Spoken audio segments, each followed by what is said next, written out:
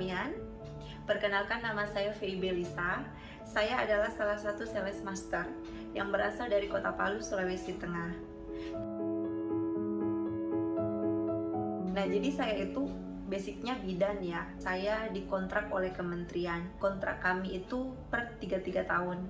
Jadi kalau masa kontrak kami selesai, kami boleh memilih untuk melanjutkan kontrak tetap di tempat tugaskan di tempat yang lama atau perpanjang kontrak kemudian di tempat tugaskan di tempat tugas yang baru. Jadi saya menjalani itu selama 12 tahun. 12 tahun saya dikontrak, saya itu pindah-pindah tempat tugas. Jadi 5 tahun terakhir saya bertugas itu, saya bertugas di wilayah dengan kategori sangat terpencil sekali, yaitu di Puskesmas Pinembani, Kabupaten Donggala, masih wilayah Sulawesi Tengah. Tempat tugas saya yang terakhir ini letaknya di pegunungan. Kesana itu kami harus pakai motor khusus, motor trail, jadi dibonceng sama ojek-ojek yang memang khusus kesana. Di sana itu tidak ada signal handphone, tidak ada sama sekali pada waktu itu. Kemudian tidak ada listrik sama sekali. Jadi keterbatasan inilah yang buat saya tidak bisa pulang ke rumah tiap hari. Jadi saya pulang ke rumah itu kadang 1 minggu sekali sudah mendingan, kadang 2 minggu sekali, kadang sebulan sekali. Jadi selama di sana saya itu tidak bisa sama sekali menghubungi keluarga saya. 5 tahun saya bertugas di sana itu sebenarnya sangat menyenangkan sekali ya. Memang jiwa saya itu senang sekali bertugas di tempat-tempat seperti itu. Buat saya berpetualangan itu sangat menyenangkan. Jadi kita punya sepatu khusus seperti sepatu boot begitu. Karena di sana itu kan jalanan kan basah, becek, licin, terjal. Jadi kita tuh harus jalan kaki. Rumah satu ke rumah yang lain itu jaraknya lumayan jauh. Jadi ya seperti itu namanya bidan desa ya. Sampai akhirnya Kota Palu waktu itu terkena bencana gempa bumi dan tsunami. Alhamdulillah saya, anak saya dan suami saya, walaupun waktu kejadian itu kami di tempat yang terpisah-pisah, kami bisa bertemu dalam keadaan selamat. Nah, setelah gempa itu kami sempat ya terkatung-katung, makanan tidak ada, bantuan waktu itu belum merata sama sekali, uang tunai di tangan tidak ada. Ada banyak ya, ada banyak kejadian yang saya dapati. Jadi saya mulai berpikir ya, 12 tahun saya bertugas dari satu tempat ke tempat yang lain, meninggalkan keluarga saya, anak, meninggalkan suami saya, karena memilih untuk bekerja jadi tenaga kontrak karena pertimbangan gaji yang lebih besar. Saya sangat mencintai profesi saya dan saya sangat mencintai orang-orang di tempat tugas saya yang terakhir di daerah pegunungan itu, karena mereka itu adalah orang-orang yang berkekurangan sekali. Jadi mereka sangat butuh orang-orang yang seperti kita karena jarang ada yang mau bertugas di sana. Tapi pilihan itu yang kemudian membuat saya harus meninggalkan keluarga saya. Itu yang membuat saya kemudian terketuk dan memutuskan akhirnya saya resign. Saya punya kekhawatiran yang luar biasa. Sekalipun suami saya punya penghasilan yang sangat bisa mencukupi kebutuhan kami, tapi saya sudah terbiasa bekerja. Saya juga punya tanggung jawab. Tanggung jawab saya adalah orang tua saya, karena saya adalah anak satu-satunya yang diharapkan oleh orang tua saya. Orang tua saya itu single parent. Mama saya itu berjuang keras sekali membiayai kuliah saya sampai kemudian saya bisa jadi bidan, dan sangat berharap sekali saya bisa jadi pegawai negeri. Karena kalau di kampung itu kan jadi pegawai negeri itu memang suatu pencapaian yang luar biasa ya. Tapi kemudian akhirnya dengan ridho suami saya, kemudian dengan meminta izin dari mama saya bilang,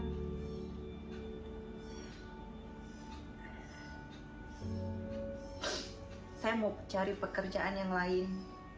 Saya pengen tetap punya pekerjaan, tapi tidak harus meninggalkan rumah.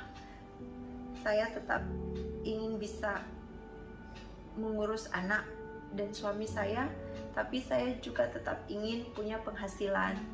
Suami saya waktu itu alhamdulillah sangat support sekali. Jadi dia sering kuatkan hati saya, karena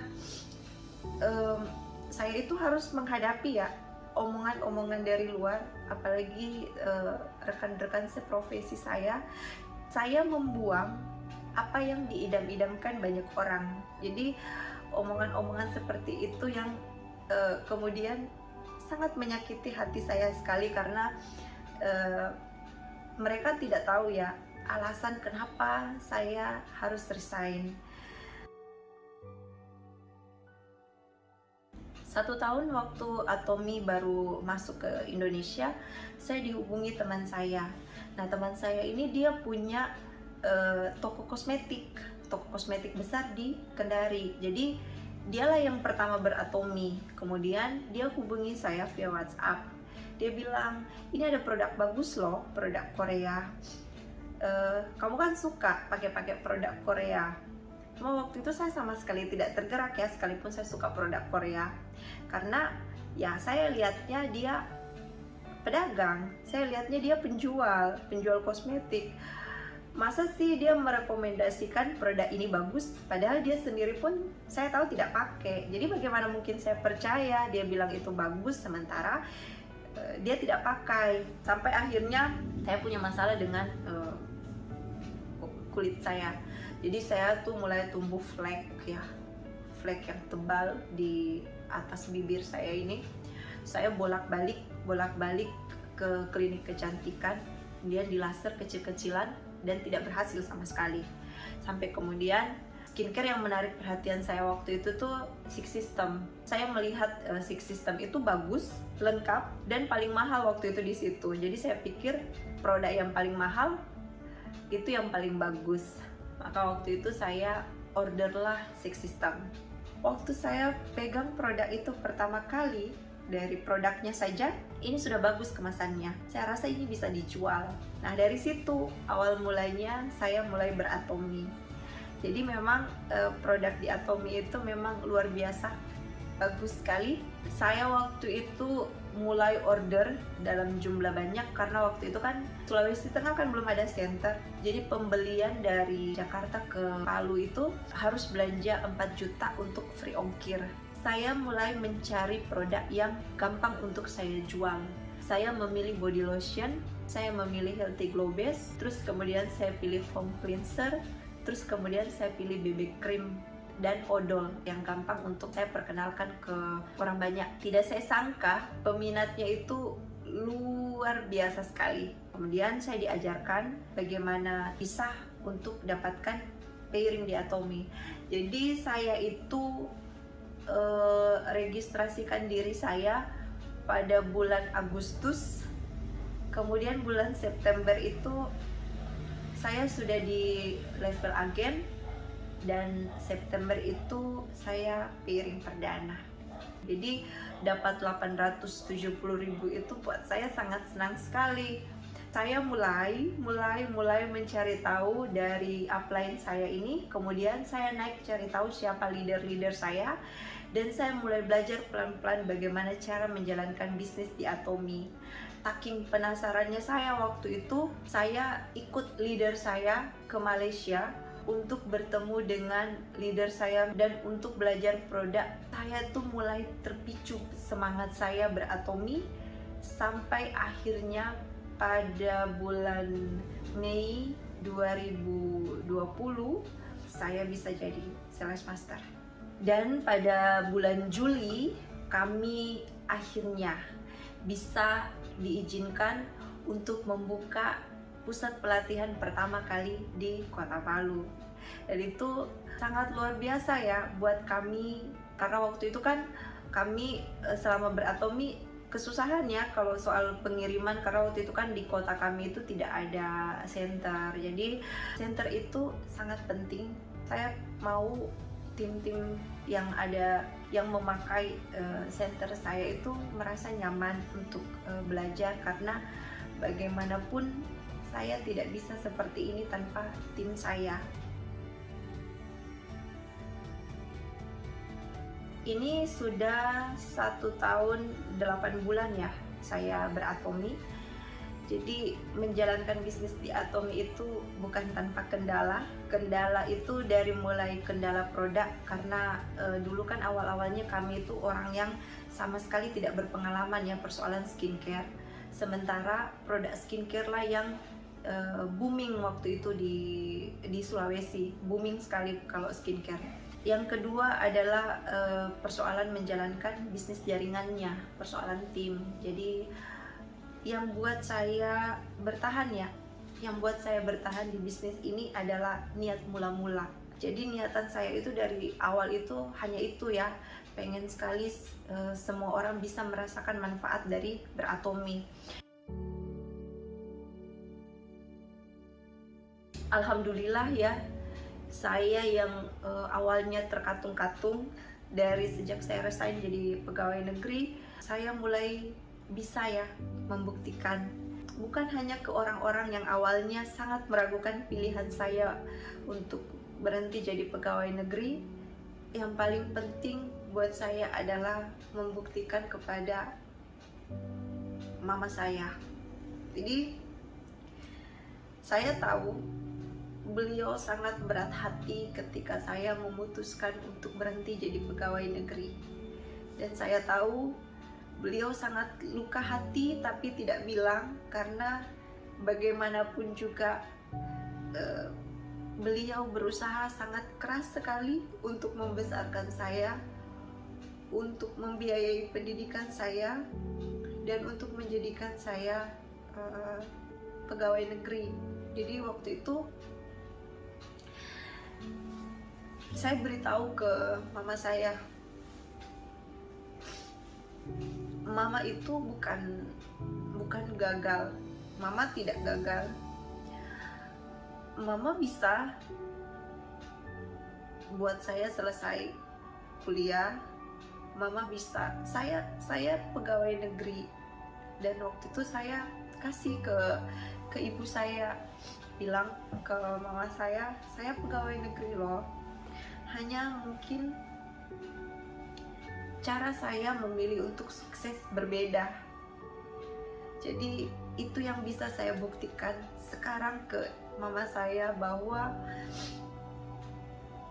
apa yang beliau ragukan di dalam hatinya itu tidak terbukti sama sekali. Jadi bedanya ya, kalau dulu masih jadi pegawai itu saya kirim ke orang tua saya itu sebulan sekali kalau sudah gajian. Nah kalau sekarang bisa saya kirimi uang itu tidak hanya sebulan sekali, tapi kapan beliau mau, kapan beliau minta, alhamdulillah saya bisa kirimi beliau. Alhamdulillah ya,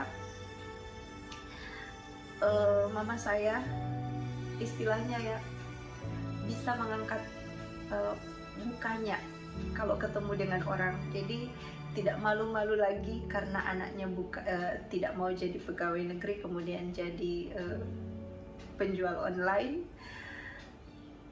Sekarang itu mama saya tuh selalu bilang ya, kalau orang itu kalau ketemu mama saya itu pasti bilang,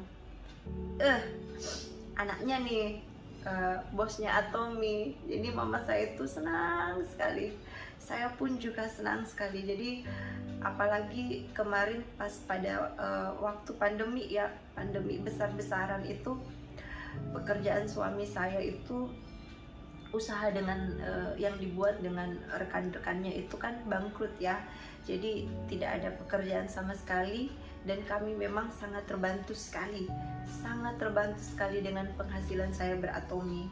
Yang buat saya sangat bersyukur juga ya, tim yang luar biasa.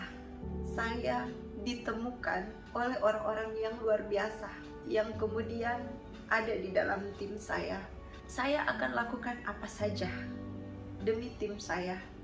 Ini bisnis yang sangat luar biasa. Masih sampai detik ini mengajak siapa saja di luar sana, kalau kamu punya keinginan untuk merubah hidup, jangan takut sama sekali. Apa yang kamu takutkan padahal kamu pun belum lakukan. Kamu takut akan hal-hal yang kamu sendiri pun tidak tahu karena belum lakukan.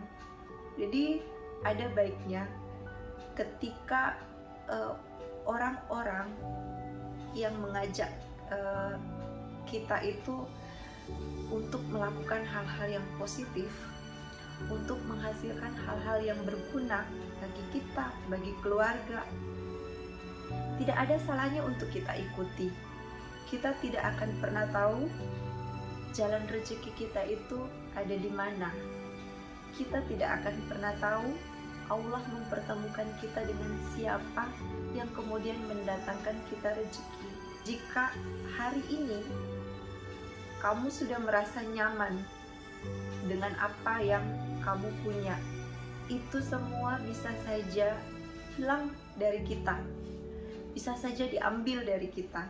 Kayak seperti saya ya, yang awalnya hanya sekedar jualan, asal sekedar jualan aja ya, biar saya juga tidak bosan di rumah ketika saya berhenti bekerja, karena saya pikir penghasilan suami saya sangat cukup untuk membiayai kami. Jadi apa yang akan terjadi dengan kami ketika saya waktu itu tidak mengambil langkah untuk mencoba berusaha di bisnis Atomi ini? Apa yang terjadi ketika suami saya bangkrut pada saat corona? Kita ini perempuan, bukan hanya ibu. Jadi perempuan itu dituntut untuk bisa melakukan banyak hal, karena kitalah tiang penyangga di dalam rumah. Jadi suami saya bilang ya, hal yang bikin dia sampai detik ini kuat ketika dia punya ujian dia tidak berhasil, yang bikin dia kuat adalah ketika dia melihat saya tidak berhenti berusaha, tidak berhenti memperjuangkan apa yang mesti saya perjuangkan. Jadi support itu kemudian datang ketika kita mampu membuktikan. Jadi ada kalanya support itu tidak datang sebelum kita melakukan sesuatu, tapi support itu kemudian datang pada saat kita bisa membuktikan. Jadi teman-teman semua yang beratomi, jangan pernah berhenti berusaha, jangan pernah berhenti berjuang. Kita pasti bisa tetap perjuangkan niat-niat baik kita dari awal. Salam sukses dari saya. Ayo bisa.